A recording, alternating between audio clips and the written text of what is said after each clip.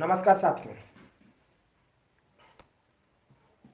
अभी 3 दिवसीय जो आंदोलन था के सीटेड बीटेड के साथियों द्वारा रखा गया था, हम स्टेट के साथियों का भी उसमें भागीदारी रहा, लेकिन आंशिक भागीदारी रहा। क्वालिफाइड कैटेगरी के तो नगण्य उपस्थिति था। कुल मिलाकर के जो कुछ भी हुआ उसके लिए जिम्मेवार आप हो।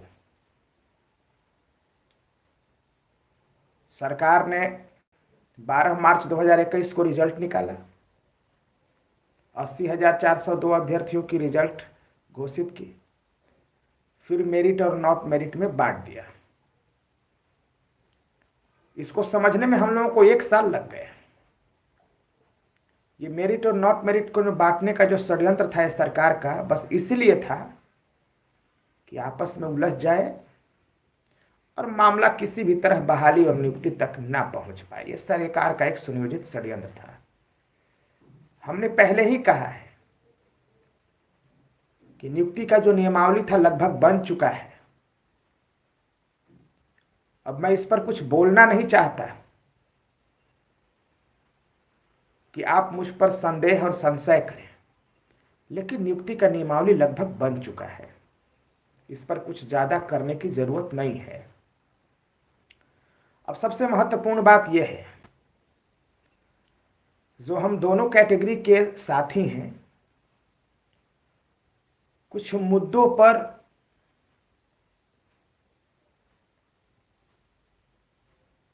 मतभेद है।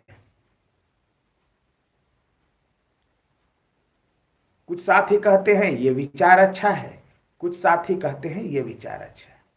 हमें लगता है कि विचार को सरकार पर छोड़ देना चाहिए और हमें सरकार से यह मांग करना चाहिए कि आपने हमारी नौकरी पक्की बोली थी, तो अब हमें नौकरी दो। और मुझे लगता है सबसे उचित यही प्रश्न होगा। दूसरी बात, नॉट मेरिट के साथियों के साथ बात यह है कि 12 मार्च 2021 को तो सरकार उनको भी बोला था कि आपकी नौकरी पक्की। 3 महीने बाद उनकी नौकरी कच्ची कर दी सरकार ने। जब वो लोग फिर 21, 22, 23 जून को 22, 23, 24 जून को जब वो आंदोलन किए तो सरकार के पास इसका कोई जवाब नहीं था। और यही कारण था कि 26 जून का लेटर जारी करके उन्हें भी पार्टिसिपेट करने के लिए योग्य बना दिया, एलिजिबल बना दिया। अब मामला यह है कि हमें इस बात को समझना है। लेकिन जब आंदोलन होता है, संपूर्ण बहाली की बात होती है, संपूर्ण बहाली आंदोलन होता है, 80,402 की बात होती है,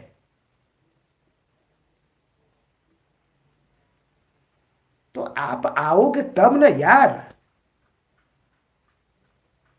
फेसबुक और ट्विटर और टेलीग्राम पर बैठ के अब घर में से कानून छांटोगे तो साला इससे बड़ा कोई निम्न स्तर का काम है और इससे बड़ा नीचता कुछ है जो घर में बैठ करके कानून छांटते हो और जब आंदोलन होता है तो तुम्हारा रिप्रेजेंटेशन 0 होता है। जब हम गर्दनी बाग में थे, दोनों कैटेगरी के लोगों में से 2-3 लोग तो केवल था क्वालिफाइड कैटेगरी का। एक आर के मल्होत्रा, राज मल्होत्रा थे, बेचारा पीएच कैंडिडेट है, और एक गुड्डू थे। बाकी तो सारे के सारे मेरिट वाले लोग थे। तो आपका प्रतिनिधित्व 0 रहेगा, आपको कोई मतलब है ही नहीं। तो जब कोई मतलब ही नहीं है आने से, तो अपने आप को इस बहाली से बाहर कर लो, और वरना फिर करक के लड़ो। जब हम गए कारगिल चौक पर, कोई भी लड़का नहीं था, एक भी लड़का नहीं था क्वालिफाइड कैटेगरी का। अब जब एक भी लड़का क्वालिफाइड कैटेगरी का नहीं था, तो वहां मृणाव जी थे जो पहले क्वालिफाइड कैटेगरी के थे, अभी वो पत्रकार की भूमिका में है। तो जब एक भी लड़का नहीं था, एक भी लड़का नहीं था। तो मिरनाब जी हमसे बोले कि अनिल भाई आपका कोई गलती नहीं है, और आपके जो ये साथी लोग बात कर रहे हैं आपसे, इनका भी कहना कोई गलत नहीं है, क्योंकि मेरिट वाला सब लोग बस यही कह रहा था कि हम लोग दोनों मिल करके इसीलिए फ्रंट बनाए हैं कि हमारी भीड़ बढ़े और हम लोग मिल करके सरकार से लड़ें। तो भीड़ का खाक बढ़ेगा, साला एक भी नहीं आएगा तो भीड़ कहां से बढ़ेगा। तो जब एक भी आएगा नहीं तो उन लोगों की बात कैसे की जाए। ये रुपेश जी भी हमसे बोले कि जब एक भी नहीं लड़का आएगा, एक भी अभ्यर्थी नहीं आएगा, तो क्या औचित्य बन जाता है उसकी बात करना। लेकिन फिर भी हमने अपने संकल्प को जारी रखा, और मुझे जितना बन सकता था हमने मजबूती के साथ 80,402 की बात की, मजबूती के साथ, निडरता के साथ। मैं जहां भी रहता हूं डर भय मेरे अंदर नहीं होता है। जहां भी मैं रहता हूं मजबूती से अपनी बात कहता हूं, और जो मैं कह देता हूं वही कहता हूं। मेरे अंदर बदलाव है ही नहीं, मेरे अंदर कोई छल और कपट नहीं होता। सच्चाई के साथ काम करता हूं, सच्चाई के साथ बात करता हूं। मैंने कह दिया है कि 80,402 की नियुक्ति मिलने तक हमारा संघर्ष जारी रहेगा। जरूरत पड़ेगा तो हम इसके लिए जान की बाजी लगा देंगे, लेकिन हार नहीं मानेंगे।